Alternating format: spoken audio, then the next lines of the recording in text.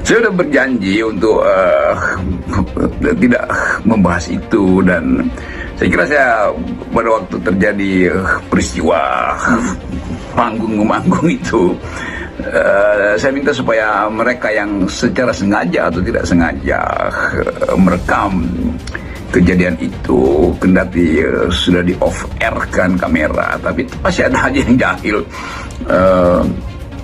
memotret atau merekam. Karena di situ ada banyak mahasiswa juga, ada mungkin beberapa tamu, dan itu yang kemudian bocor. Tapi orang nagih lagi tuh, bocornya seberapa sih, seberapa dramatis atau seberapa heboh. Nah, Pak Sylvester, dirimu harus belajar dari orang ini gitu. Ya, orang ini kuliahnya di Universitas Negeri Yogyakarta gitu ya. Tapi Bapak katanya loh ya, rame-rame di Twitter itu katanya Bapak kuliahnya di Ruko Berlantai 3, katanya gitu. Jokowi yang dikatakan kok. Selama ini orang-orang tidak pernah membalas, hanya mendiamkan saja. Tapi coba kita bayangkan bagaimana kalau saudara kita dan orang tua kita dihina segitu rendahnya oleh saudara Rocky Gerung. Apakah kita bisa terima? Kalau saya sebagai orang Indonesia Timur, lebih baik saya mati daripada dihina, direndahkan seperti itu.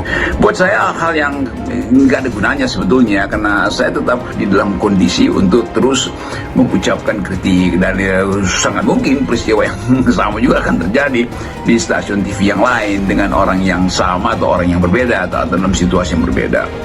Dan saya dari awal tahu bahwa kemampuan orang untuk mencaci maki saya itu juga disebabkan karena kemampuan saya untuk memberi kritik pada junjungan dia, pada junjungan mereka. Bagi saya itu fair-fair aja tuh. Yang tidak fair kalau misalnya ada pertarungan fisik di situ kan. Oh ya, satu lagi pertanyaan.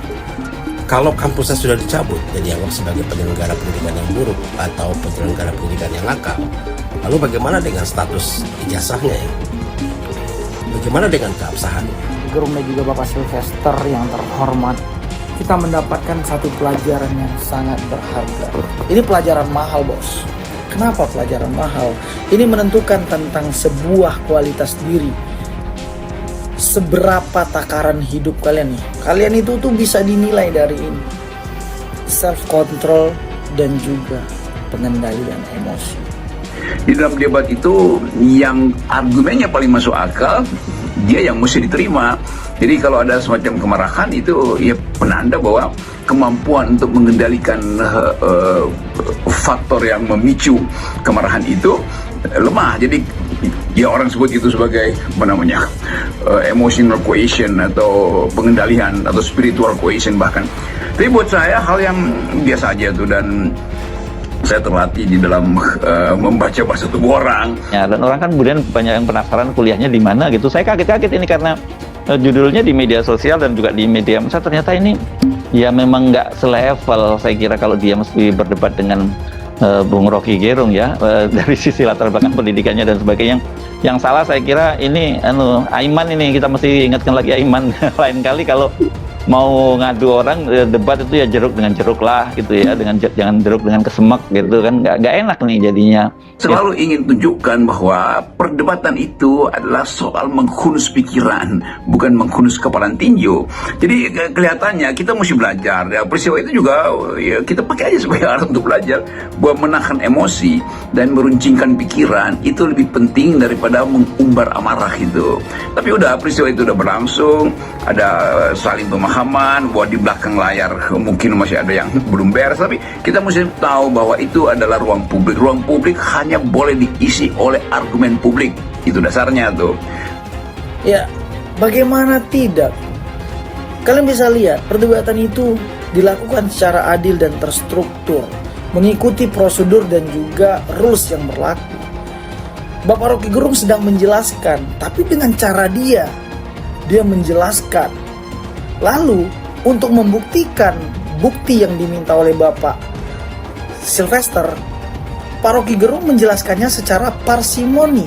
Saya juga tidak terlalu menyalahkan Aiman si Mas Hersu ya, karena apakah yang di TKN juga ya kalau seandainya begitu.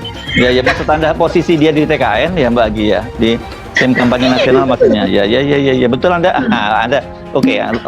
Jadi ketika perdebatan dilakukan, kemenangan itu ditandai dari lawan bicara kita udah mulai kebawa emosi. Terlihat di sana. Bagaimana bisa seorang intelektual, lawyer dan segala macemnya, berpendidikan tinggi, ngomong kotor, berkata kasar dan mengancam seperti itu di televisi di tempat umum. Bagaimana bisa ini? Nah, semarah-marahnya tetap tidak boleh ada kekerasan tuh, dan itu sebetulnya tanda dari peradaban kan. Nah, kalau akhirnya diselesaikan dengan bertinju atau gontok-gontokan, itu artinya orang takut juga akhirnya naik panggung kan. Oh, takut gue kenapa? Karena badannya lebih gede, bukan karena otaknya lebih besar kan, itu akhirnya begitu. Jadi ini sebuah pelajaran berharga buat seluruh rakyat Indonesia. Gue juga mendapatkan pelajaran berharga ini, bahwa sebuah pengendalian diri dan pengendalian emosi